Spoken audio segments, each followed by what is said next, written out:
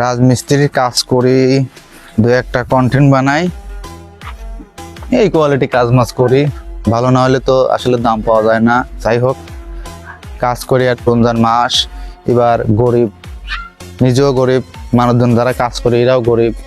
তারপরও মন চায় একজনকে ভালোবাসি, কিন্তু সে সামর্থ্য নাই। কন্টেন্ট মনিটাইজেশন পাইছি, এর কোনো মূল্য পাইনি। যদি হয়তো পাইতাম, মানসিক দেওয়ার সুযোগ পাইতাম। এইটাই কারণ আমি ন্যাংরা না, ভাঙা না, কানা না, কর্ম জানি তাই চলি। এর মধ্যে যেটুকু মানুষকে ভালোবাসা যায় করার চেষ্টা করব।